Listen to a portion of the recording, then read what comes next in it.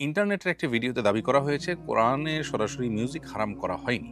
এটি মূলত একটি নিরপেক্ষ মাধ্যম বা টুল যা ব্যবহার অনুযায়ী ভালো মন্দ হয়, এবং দাউদ আলাহিসাল্লামের সুরের মূর্ছনা ও মহাবিশ্বের ফ্রিকোয়েন্সির যুক্তি দিয়ে মিউজিককে হারাম নয় বলে দাবি করার চেষ্টা করা হয়েছে। আমি বিষয়টা নিয়ে দ্বিধান্বিত হয়ে পড়েছি। কোরআন সুন্নাহর আলোকে বাদ্যযন্ত্র সম্পর্কে জানতে চাই। প্রিয় দর্শক, আল্লাহ রাব্বুল আলামিন কোরআনে কারিমে বলেছেন, ওয়ামিনান নাসি মান ইয়াশতারি লাহওয়াল হাদিসি লিয়ুদিল্লা আন সাবিলিল্লাহ। মক্কায় কিছু মানুষ আল্লাহর পথ থেকে মানুষকে বিচ্যুত করবার জন্য তারা লাহওয়াল হাদিস ক্রয় করে। লাহওয়াল হাদিস ক্রয় করা বলতে কি বোঝানো হয়েছে? এ বিষয়ে নবী করিম সাল্লাল্লাহু আলাইহি সাল্লাম কর্তৃক সার্টিফাইড, তার সার্টিফিকেট প্রাপ্ত, দোয়াপ্রাপ্ত সাহাবী আব্দুল্লাহ ইবনে আব্বাস রাদিয়াল্লাহু তাআলা আনহু এবং আব্দুল্লাহ ইবনে মাসউদ রাদিয়াল্লাহু তাআলা আনহুমা থেকে বর্ণিত হয়েছে যে তারা উভয়ে লাহওয়াল হাদিসের ব্যাখ্যা তারা নবীজি থেকে সরাসরি কোরআন শিখেছেন। উম্মার জন্য কোরআন যেন সবচেয়ে বেশি শিখতে পারেন, সেজন্য নবী সাল্লাল্লাহু আলাইহি ওয়াসাল্লাম তার জন্য দোয়াও করেছেন।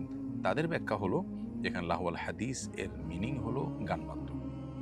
তো এখান থেকে বোঝা গেল যে গানবাদ্য সম্পর্কে ইসলামের দৃষ্টিভঙ্গিটা কি। আল্লাহ তাআলা সেটাকে সমালোচনা করেছেন যে আল্লাহর জিকির থেকে গাফিল করার জন্য টুল হিসাবে কিছু মানুষ এটা নিয়ে কাজ করে। গায়কদের ভাড়া করে আনতো তখন, যাতে মানুষ কোরআন তেলাওয়াত না শুনে, গায়িকাদেরকে ভাড়া করে আনতো যাতে করে কোরআন না শুনে ওই গান বাজতে মানুষ মজে থাকে। তাহলে এটা আল্লাহর জিকির থেকে গাফিল করবার একটা মাধ্যম এবং টুল। আজও যারা দেখা যায় যে এগুলোর সাথে অনেক বেশি ইনভলভ হয়ে যায়, তারা আল্লাহর জিকির, আল্লাহর পরিপূর্ণ আনুগত্য এগুলা সেভাবে তারা আসলে করে উঠতে পারে না। এটা হলো বাস্তবতা। আবু মালিক আল-আশআরী রাদিয়াল্লাহু তাআলা থেকে বর্ণিত সহিহ বুখারীতে তালিক সূত্রে একটা হাদিস, যেটা তিনি দৃঢ়তার সাথে উল্লেখ করেছেন। সেই হাদিসটিতে নবী সাল্লাল্লাহু আলাইহি ওয়াসাল্লাম বলেছেন, লা ইয়াকুনান্না মিন উম্মতি আকওয়ামুন ইস্তাহিল্লুনা আল-হিররা ওয়াল হারিরা ওয়াল খামরা ওয়াল মাআজিফ। অর্থাৎ নবীজি বলেছেন, আমার উম্মতের মধ্যে এমন কিছু মানুষ আসবে যারা একটা সময় বিবাহ বহির্ভূত সম্পর্ক, এক্সট্রা ম্যারিটাল অ্যাফেয়ার্স যেটাকে বলে, যে বিবাহ বহির্ভূত সম্পর্ক, এটাকে তারা হালাল মনে করবে। আজকাল আপনি দেখেন তথাকথিত আপনার জেনার সঙ্গী আছে, একজনের বিয়ে নাই কিন্তু তার সঙ্গী এ পরিচয় দিচ্ছে বিভিন্ন নাম দিয়ে, বিএফজিএফ ইত্যাদি বিভিন্ন নামে। এটা কিন্তু তেমন কোনো দর্শনীয় জিনিস মনে করছে না, অথচ এটা কিন্তু 10-20 বছর আগেও মানুষ এভাবে বলতে পারতো না। পৃথিবীর সব সমাজে একটা সময় এটা ছিল না, এখন এটা স্টাবলিশড হয়ে যাচ্ছে। তো নবীজি বলেছেন কিয়ামতের আগে এটি হবে, এটি কিয়ামতের আলামত। এবং ওয়াল হারির, আরেকটা হলো যে সিল্ক, পুরুষের জন্য ব্যবহার করা হারাম, সেটাকে হালাল মনে করবে এবং কোন দর্শনীয় মনে করবে না। আজকাল দেখেন পুরুষদের সিল্কের পাঞ্জাবি ইত্যাদি ব্যাপক হারে বিক্রি করা হচ্ছে। এটা পৃথিবীতে একসময় পুরুষরা পড়তোই না, ব্যবহারই করতো না, কিন্তু এটাকে হালাল মনে করছে আজকাল মানুষ। আরেকটা হলো মাদক। কোরআন আল্লাহ তাআলা অনেক আগেই বলেছেন যে ওয়াইথমুহুমা আকবারু মিন নাফইহিমা, মাদক এবং জুয়া এগুলোর কিছু উপকারিতা আছে কিন্তু ক্ষতি তার চেয়ে অনেক বেশি, অনেক বড়। তো আল্লাহ নিজে বলেছেন যে কিছু উপকারিতা আছে, খেয়ে সাময়িক মানুষ তৃপ্তি পায়, এটা যেমন উপকারিতা, এর বাইরে আরও উপকারিতা থাকতে পারে। যেমন আজকাল মাদকের একটা নির্দিষ্ট পরিমাণ, বিশেষ মাদক, এটা গ্রহণ করার মাধ্যমে ব্রেইন ওপেন হয়ে যায় বলে দাবি করা হয়। অনেক তরুণরা এই পথে পা বাড়াচ্ছে এবং বলা হচ্ছে যে এই মাত্রা নিলে খুব বেশি ক্ষতিকর কিছু হবে না। সেই আপনার তথাকথিত ব্রেইন ওপেন হওয়ার কিছু চমক আপনি হয়তো দেখতে পাবেন, কারণ কোরআনে আল্লাহ তাআলা বলেছেন যে মাদক এবং জুয়া এগুলোর মধ্যে উপকারিতা আছে কিন্তু ক্ষতি তার চাইতে বেশি এবং বড়। যে উপকারিতা আপনার সাময়িক আনন্দের মাধ্যমে হয়, তথাকথিত ব্রেইন ওপেন হওয়ার কাজটা যদি হয়ও, এরপরেও আপনার জীবনকে ধ্বংসের দিকে নিয়ে যাবে এই মাদক। সেটা আল্লাহ তাআলা কোরআনে ঘোষণা দিয়েছেন দুনিয়াতে এবং আখিরাতে। তো সেটাকে আজকাল দেখেন এই যে তথাকথিত উপকারিতার নাম দিয়ে তরুণদের মধ্যে, একটা সমাজের শ্রেণীর মানুষের মধ্যে এটাকে, যারা মুসলমানের সন্তান, যারা এটা এমনিতে পান করে না, তাদেরকে বলা হচ্ছে যে একটা নির্দিষ্ট পরিমাণ নেওয়া যায়, হানতান ইত্যাদি করে তাদের মধ্যে এটা করা হচ্ছে। তো নবীজি বলেছেন এটা হবে, একটা সময় আসবে মানুষ এটাকে বৈধ মনে করবে। আর সর্বশেষ হলো মাহাজিব বা বাদ্যযন্ত্র। নবীজি বলেছেন যে এটাকে মানুষ একটা সময় হালাল মনে করবে, অথচ এটা হালাল না।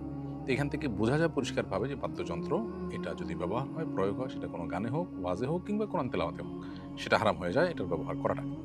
আরেকটি হাদিস আব্দুল্লাহ ইবনে আব্বাস রাদিয়াল্লাহু তাআলা আনহু থেকে বর্ণিত যে নবী করিম সাল্লাল্লাহু আলাইহি ওয়াসাল্লাম বলেছেন, ইন্নাল্লাহ হারামা আলাইয়া আও হাররামা আল খামরা ওয়াল মাইসিরা ওয়াল কুবা। হাদিসটি সুনান আবু দাউদে বর্ণিত হয়েছে এবং এই হাদিসের অর্থ হলো নবী সাল্লাল্লাহু আলাইহি ওয়াসাল্লাম বলেছেন, আমার উপরে হারাম করা হয়েছে মাদক, জুয়া এবং কুবা। কুবা এর মানে হলো তবলা।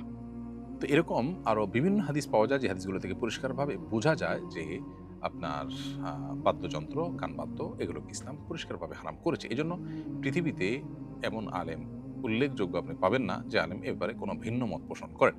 দাউদ আলাইহিস সালামের সুরের যে ব্যাপারটা, সেটা তুলে এনে মিউজিক বৈধ হওয়ার দলিল দেওয়া, এটা খুব দুর্ভাগ্যজনক একটা বাস্তবতা এবং এ বিষয়ে অজ্ঞানতা ছাড়া কিছুই নয়। আল্লাহ রাব্বুল আলামিন তাকে সুন্দর কণ্ঠস্বর দিয়েছিলেন। তিনি সেই কণ্ঠস্বর দিয়ে তেলাওয়াত করতেন। তো কোরআনে কারিমও তো সুন্দর কণ্ঠে তেলাওয়াত করার জন্য নবী সাল্লাল্লাহু আলাইহি ওয়াসাল্লাম বলেছেন এবং নির্দেশনা দিয়েছেন যে কোরআন যেন আমরা সুন্দর কণ্ঠে পড়ি। যায়িনাল কোরআনা বিআসওয়াতিকুম, তোমাদের সুন্দর কণ্ঠ দিয়ে কোরআনকে সুশোভিত করা হয়েছে। তো ঠিক আছে। সুন্দর কণ্ঠ দিয়ে খালি গলা যদি কেউ ভালো কথা আছে এমন কোনো গান গায় খালি গলায়, তো সেটাও তো নিষেধ না। কিন্তু সেটা দিয়ে তিনি কোনো বাদ্যযন্ত্র ব্যবহার করেছেন কিনা? এর হলো কথা। তার সুন্দর কণ্ঠের তেলাওয়াত দিয়ে কিভাবে মিউজিক বৈধ করা যায়? দ্বিতীয়ত কথা হলো, যদি বাদ্যযন্ত্রের ব্যবহার কথা আপনি প্রমাণ করতেও পারেন, তো সেক্ষেত্রে তার শরিয়া তো আপনার কাছে দলিলযোগ্য না। আপনার জন্য তো মুহাম্মদ সাল্লাল্লাহু আলাইহি ওয়াসাল্লামের শরিয়া দলিলযোগ্য। মুহাম্মদ সাল্লাল্লাহু আলাইহি ওয়াসাল্লাম কি করেছেন, কি করতে বলেছেন, কি করতে নিষেধ করেছেন সেটা আপনার দেখার বিষয়, কারণ আপনি তার উম্মত। আগের যুগে নবী রাসূলদের শরিয়া তো আমাদের জন্য লক্ষণীয় না, সেটা তো আরেকটা বিষয়। বর্তমানে আমাদের মধ্যে এই ব্যাধি ব্যাপকভাবে বাড়ছে। অনেকেই এই সমস্ত হারামকে হালাল মনে করছেন। নবীজি কিন্তু আমাদেরকে সতর্ক করেছেন, কিয়ামতের আগে একটা সময় আসবে মানুষ এই হারামগুলোকে হালাল মনে করবে। অদ্ভুত কাকতালীয় ব্যাপার যে আমরা দেখছি এখন মানুষ বিবাহ বহির্ভূত সম্পর্ক করতে এটা কোনো তার বাদে না, মুসলমানের সন্তান। এটাকে সমাজও তেমন কোনো দোষী বিষয় মনে করছে না। মা-বাবা ধরে নিচ্ছে যে হ্যাঁ, একটা সম্পর্ক থাকবেই, পরে বিয়ে হবে। এই যে বিষয়টাকে বৈধ মনে করছে মানুষ। আবার আপনি দেখবেন যে সিল্ক পুরুষরা ব্যবহার করছে। তারপরে আপনার পুরুষদের মধ্যেও আপনার দেখা যায় যে সিল্কের প্রচলন, ব্যাপকতা এগুলো বাড়তেছে আস্তে, আস্তে। মাদক গ্রহণ করার উপকারিতা বলা হচ্ছে বিভিন্ন পরিমাণে। তারপরে বাদ্যযন্ত্রের ব্যবহার, এগুলোকে দোষণীয় মনে করা হচ্ছে না। অনেকে এটা নিয়ে ডিবেট করতে আসেন। তো এগুলো কিয়ামতের লক্ষণ নবী সাল্লাল্লাহু আলাইহি ওয়াসাল্লাম আগে থেকে আমাদেরকে সতর্ক করেছেন। এছাড়া মহাবিশ্বের ফ্রিকোয়েন্সির যুক্তি অগ্রহণযোগ্য, যেখানে কোরআনে কারিমের স্পষ্ট হাদিসের স্পষ্ট দলিল রয়েছে। কোরআনে কারিমের আয়াত থেকে স্পষ্ট বোঝা যাচ্ছে যে ইসলাম গান বাদ্যকে অ্যাপ্রিশিয়েট করেনি, বরং নিষেধ করেছে। এটা মানুষকে আল্লাহর জিকির থেকে গাফিল করা বা টুল। সেখানে বিভিন্ন রকমের যুক্তি, মানে কোরআন হাদিসের স্পষ্ট বর্ণনা থাকার পর তার বিপরীতে বিভিন্ন যুক্তি দেওয়া, এটা একজন মুসলমানের কাছে কখনো গ্রহণযোগ্য হতে পারে না। এক যুবকের সাথে পারিবারিক সম্মতিতে আমার বিয়ের কথা চূড়ান্ত হয়েছে, কিন্তু সম্প্রতি সে পুলিশে যোগ দেওয়ার চাকরির নিয়ম অনুযায়ী আগামী ২ বছর বিয়ে করতে পারবে না। আমি চাইছি পারিবারিকভাবে বিয়ে করব, কিন্তু সে ডিপার্টমেন্ট থেকে বিয়েটা গোপন রাখবে, এটা জায়েজ হবে কিনা? প্রতিষ্ঠানে যে অঙ্গীকার দিবে সে অঙ্গীকার রক্ষা করে চলবে। কোনো প্রতিষ্ঠান শর্ত দিতেই পারে যে এই সময়টা বিয়ে করবে না, তো সেটা মেনে চলা দরকার। প্রতিষ্ঠানের সাথে যেহেতু তার চুক্তি হয়েছে, ইমানদার চুক্তিকে রক্ষা করতে হবে। এরপরে সে যদি বিয়ে করে ফেলে গোপনে, তাহলে বিয়ে হয়ে যাবে, বিয়ে সংগঠিত হয়ে যাবে, বিয়ে হবে না তা না। তবে তিনি চাকুরিতে যে এই চুক্তি মেনে করেছেন, আল মুসলিমুন আলা শুরুতিহিম, ইমানদার মানুষের সাথে যে চুক্তি হয়, শর্ত দেয়, শর্ত মেনে নেয়, সেটা তাকে পরবর্তীতে মেনেই চলতে হয়। সে জিনিসটা করা ইমানের দাবি। এজন্য হয় তিনি চাকরি করবেন না, আর না হলে তার বিয়েটাকে ২ বছরের জন্য বিলম্ব করবেন। প্রয়োজনে আপনার সবর করবেন। এরপরে তিনি যদি শুধু আগদ পড়ে রাখেন, আনুষ্ঠানিকতা বন্ধ রাখেন, তাহলে সেটা হতে পারে। অথবা আপনার যদি তিনি গোপনে বিয়ে করেন আর প্রতিষ্ঠানকে না জানান, তাহলে সেক্ষেত্রে বিয়ে হয়ে যাবে, কিন্তু চুক্তি ভঙ্গের কারণে তিনি গুনাহগার হবেন। আমার স্বামী পুলিশ, তিনি কিছুদিন পূর্বে একটি প্যারেডে অংশগ্রহণ করেন। সেখানে মিউজিকের মাধ্যমে ট্রেনিং করানো হয়। পরবর্তীতে তিনি এ বাবদ বেশ কিছু টাকাও পান। এখন তার এই টাকাটা হালাল হবে কিনা? ট্রেনিং বাবদ পাওয়া টাকা হালাল হবে। সেখানে কি হয়েছে না হয়েছে, এটা কারণ তার হালাল হারাম হওয়া এর উপর নির্ভর করবে না। তিনি ট্রেনিং নিয়েছেন, সেজন্য তিনি টাকা পাওয়ার হক থাকলে সেটা তিনি নিতে পারেন নির্দ্বিধায়। সেখানে মিউজিকের ব্যবহার করা হয়েছে, কর্তৃপক্ষের উচিত মুসলমানকে মিউজিক শুনতে বাধ্য যেন না করা হয়, সেই কালচার প্রতিষ্ঠা করা। সেটা তাদের কর্তব্য। আর তিনি সাধ্য অনুযায়ী গুনাহ থেকে বেঁচে থাকার চেষ্টা করবেন। আমি সিকিউরিটি গার্ডের চাকরি করি। দায়িত্ব পালনরত অবস্থায় চোর ডাকাতদের সাথে মারামারি করতে গিয়ে যদি মারা যাই, তাহলে কি আমি শহীদ হিসেবে বিবেচিত হব? নবী করিম সাল্লাল্লাহু আলাইহি সাল্লাম বলেছেন, মান কুতিলা দুনা দামিহি ফাহুয়া শাহীদ। যে ব্যক্তি তার জীবন রক্ষা করতে গিয়ে মারা গেল, সে শাহাদাতের মর্যাদা পাবে। ওমান কুতিলা দুনা মালিহি ফাহুয়া শাহীদ। যে ব্যক্তি তার সম্পদ রক্ষা করতে গিয়ে মারা যাবে, সে শহীদ। একজন সিকিউরিটি গার্ড হিসাবে আপনার দায়িত্ব নির্দিষ্ট ভবন, জায়গা, প্রতিষ্ঠানকে সিকিউরিটি দেওয়া। অতএব চোর বা ডাকাত এ সমস্ত মানুষদের সাথে যদি তাদের হাত থেকে সম্পদ, জীবন এগুলো রক্ষা করবার জন্য আপনাকে জীবন দিতে হয়, তাহলে সেক্ষেত্রে আপনি শাহাদাতের মর্যাদা পাবেন ইনশাআল্লাহ বিদিনা। অন্যায়ভাবে মারা গিয়েছেন এবং সম্পদ এবং জীবন রক্ষা করতে গিয়ে মারা গিয়েছেন, সেই জায়গা থেকে আপনি শাহাদাতের মর্যাদা পাবেন আশা করা যায়। তবে এক্ষেত্রে আপনার ভূমিকাটা গুরুত্বপূর্ণ, যে আপনি যেন অহেতুক কোনো বড় ধরনের দুর্ঘটনার মুখোমুখি নিজেকে না করেন। অর্থাৎ যেটা হয়তো সামান্য চেষ্টায় করা যেত, সেটার জন্য অনেক বড় কোনো রিস্ক নিতে গেলেন, সেটা যেন না হয়, সেটাও খেয়াল রাখতে হবে। অর্থাৎ জীবন যদি চলে যায় তাহলে শাহাদাতের মর্যাদা আপনি পাবেন, ঠিক আছে, কিন্তু জীবন যেন যেন ভাবে না যায়, যেখানে সেখানে যেন আমরা বড়সড় রিস্ক যেন না নেয়। ধরুন একজন সিসকে চোর, সেখানে আপনার যেটুকু এফোর্ট দেওয়া দরকার সেটুকু আপনি এফোর্ট দিলেন। অনেক সময় দেখা যায় যে অপরপক্ষ চোর বা ডাকাত যারা থাকে তারা কি করবে আপনার জানা ছিল না। তো তারা আপনাকে মেরে ফেললো, অথবা আপনি তাদেরকে থামাইতে গেছেন কিন্তু সে আপনার উপর আঘাত করলো, আপনাকে মেরে ফেললো। এরকম যদি কোনো সিচুয়েশন তৈরি হয় অবশ্যই আপনি আল্লাহর কাছে সাহায্যের মর্যাদা লাভ করবেন। আশা করা যায় ইনশাআল্লাহ তাআলা। কোনো পুরুষ যদি দ্বিতীয় বিয়ে করতে চায় সেক্ষেত্রে প্রথম স্ত্রীর কাছে দ্বিতীয় বিয়ে গোপন করতে পারবে কিনা, শরীয়ত কি বলে? দুজন পুরুষ অথবা একজন পুরুষ এবং দুজন নারী, এই সাক্ষীদের সাক্ষ্যের ভিত্তিতে তাদের উপস্থিতিতে যদি প্রস্তাব এবং সম্মতি উভয় পক্ষে থাকে তাহলে সেক্ষেত্রে বিয়ে বিশুদ্ধ হয়ে যাবে। এই বিয়ে বিশুদ্ধ হওয়ার পরও বন্ধু-বান্ধব, সমাজ, আশপাশের লোকজন, পরিচিত আত্মীয়স্বজন তাদেরকে বিয়ের ঘোষণা দেওয়া, তাদেরকে জানানো এটা মুস্তাহাব। বিয়েটা লুকাবার জিনিস না, বরং জানাবার জিনিস। প্রথম স্ত্রীকে বিয়ের কথা জানানো যদিও শরীরের দৃষ্টিকোণ থেকে জরুরি না, তারপরও প্রথম স্ত্রীকে জানিয়ে দেওয়া ইনসাফ এবং সমতা রক্ষার ক্ষেত্রে সহায়ক। ভালো হয় জানিয়ে দিলে, কারণ আপনার এখানে সমতা রক্ষার একটা ব্যাপার আছে। তার জানা না থাকলে সেটা তিনি কীভাবে ব্যালেন্স করবেন, সেই জায়গা থেকে তাকে বলা দরকার। প্রচলিত আইনে বলার বাধ্যবাধকতা থাকলেও শরিয়ার দৃষ্টিকোণ থেকে প্রথম স্ত্রীকে বলতে আপনি আইনগতভাবে বাধ্য হন, কিন্তু এটা আপনার জন্য সব দিক থেকে উত্তম এবং আপনার ঈমান এবং দ্বীনের জন্য সেফ।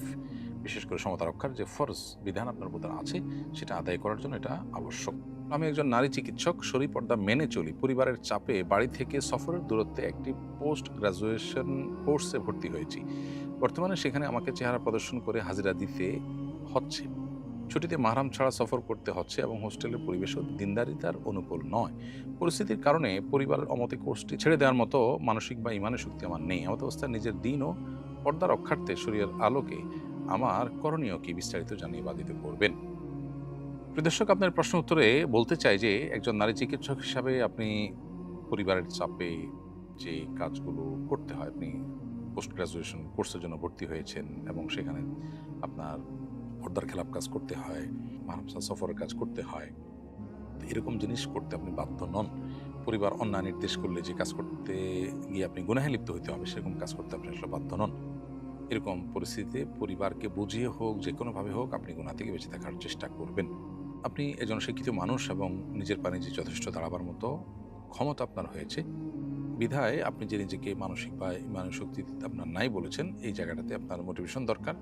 আপনি কোনো ভালো বিচক্ষণ আলেম বা দিনদার মানুষ অথবা কোনো নারী যিনি দ্বীনের বুঝ আছে এবং এতটুকু নলেজ আছে, তার কাছ থেকে আপনি মোটিভেশন নেওয়ার চেষ্টা করতে পারেন এবং দ্বীন এবং পর্দা রক্ষার্থে আপনি সর্বোচ্চ ছাড় আপনার দেওয়া উচিত। একান্ত যদি আপনি নিরুপায় হন তাহলে সেক্ষেত্রে যতটুকু সম্ভব সর্বোচ্চটুকু করবেন এবং বাকি যেটুকু পারছেন না সেগুলোর জন্য আপনি চেষ্টা করবেন। আল্লাহ তাআলা আপনাকে তৌফিক দান করুন। ফুফা এবং খালু কি মাহরাম? না, ফুফা এবং খালু তারা মাহরাম নন। অতএব ফুফা এবং খালুর সাথে মেয়েরা পর্দা করে চলতে হবে। ছেলেদের জন্য ফুফু মাহরাম, কিন্তু মেয়েদের জন্য ফুফা মাহরাম নন। কারণ ফুফা যিনি হন তিনি মেয়েদের সাথে তাদের ব্লাডের কোনো কানেকশন নেই, ফলে তিনি মাহরাম নন। খালু একই, তার সাথে ব্লাডের কোনো কানেকশন নেই। ছেলেদের জন্য অবশ্য খালা মাহরাম, কারণ খালার সাথে মায়ের সাথে কানেকশন আছে ব্লাডের, এবং ফুফু মাহরাম কারণ ফুফুর সাথে বাবার মাধ্যমে তাদের ব্লাডের কানেকশন আছে। বিধায় ফুফু এবং খালা তাদের সাথে ছেলেদের জন্য দেখা দেওয়া জায়েজ হলেও মেয়েদের জন্য ফুফা এবং খালুর সাথে দেখা দেওয়া জায়েজ নেই, তারা মাহরাম নন। আমার বইয়ের সামনে একটা ক্লিনিকের 14 তলার কথা বলতে গিয়ে বলে ফেলেছিলাম 14 তালাক। এর দ্বারা আমার বৈবাহিক সম্পর্কের কোনো সমস্যা হয়ে গেল কিনা বড় চিন্তায় পড়ে গেছি। দয়া করে এর সঠিক উত্তর দিয়ে উপকৃত করবেন। প্রিয় দর্শক, চিন্তার কোনো কারণ নেই, এর মাধ্যমে তালাক হবে না ইনশাআল্লাহ। তালাক মুখ ফসকে তলা বলতে গিয়ে তালাক বলে ফেলেছেন, এর কারণে তালাক হওয়ার কোনো কারণ নেই। কারণ তালাক হওয়ার জন্য তালাক শব্দটা বলার ইচ্ছা থাকতে হবে, কারণ ইচ্ছার বাইরে মুখ দিয়ে বের হয়ে গেছে, সেটার কারণে তালাক পতিত হবে না। অতএব অন্য শব্দ বলতে গিয়ে স্লিপ অফ টাং হিসাবে তালাক বা জাতীয় কোনো শব্দ আসলে তার কারণে স্ত্রীর সাথে সম্পর্ক বিচ্ছেদ হবে না। 30 বছরেই সব চুল পেকে গেছে, স্বামী ননদ সহ শ্বশুর বাড়ির সবাই হাসাহাসি করে, কালো কলপ ব্যবহার করা যাবে কিনা? মেয়েদের চুল 30 বছর বয়সে পেকে যাওয়াটা স্বাভাবিক কোনো বিষয় নয়। এজন্য আপনার চুলে আপনি কলপ ব্যবহার করতে পারেন। যদি অন্য কোনো কালার ব্যবহার করলে আপনার পারপাস হবে, সেটাই করা উচিত। যদি না হয় তাহলে সেক্ষেত্রে আপনি কালো কলপ ব্যবহার করতে পারবেন, কারণ এটা আপনার দোষ বা ত্রুটি দূর করা কিংবা আপনার ট্রিটমেন্ট করার অংশ হবে, যেহেতু আপনার এটা অস্বাভাবিক এবং ট্রিটমেন্টের অংশ হিসেবে আপনি করতে পারবেন। মাসিক অবস্থায় দরুদ ইস্তেগফার পড়া যাবে কিনা? মাসিক অবস্থায় শুধু 5 ওয়াক্ত নামাজ ছাড়াও যে কোনো নামাজ, রোজা এবং বাইতুল্লাহর তওয়াফ এবং কোরআন কারীমের স্পর্শ করা তেলাওয়াত এগুলো করা যাবে না। এর বাইরে যে কোনো কাজ করা যাবে। বিদায় দরুদ পড়া যাবে, ইস্তেগফার করা যাবে, দোয়া করা যাবে, আল্লাহর জিকির করা যাবে, তাসবিহ পড়া যাবে। এই কাজগুলো মাসিক অবস্থায় এবং কি নেফাস অবস্থায় অর্থাৎ প্রসব পরবর্তী ব্লিডিং চলাকালীন সময় মেয়েরা করতে পারবেন। বেশি বেশি দুরূদ ইস্তেগফার পড়বেন। অনেক মেয়েরা এই সময় গাফিল হয়ে থাকেন, কিছুই করেন না। তিনি আল্লাহর কাছে দোয়া করতে পারেন লম্বা লম্বা সময় বসে বসে। সেই কাজগুলো তিনি অবশ্যই করতে পারেন। টাই পরার বিধান জানতে চাই। আমার অফিসে টাই পরা বাধ্যতামূলক। এরকম অবস্থায় আমার করণীয় কি? প্রথম কথা হলো, টাই এটা খ্রিস্টানদের ধর্মীয় প্রতীক হিসাবে আজ সাব্যস্ত করা কঠিন। বরং এটা জেনারেল পোশাকে পরিণত হয়েছে। মুসলিম অমুসলিম সবার মধ্যে এটা আছে।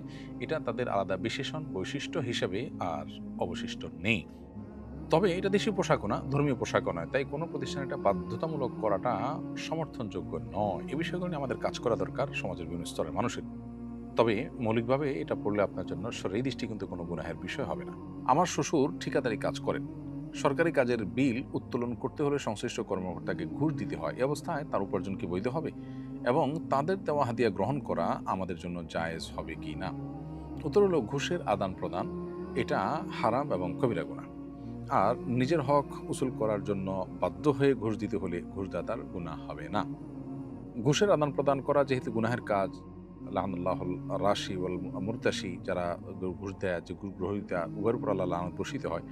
এই আলোকে ঘুষ দেওয়া নেওয়া গুনাহের কথা।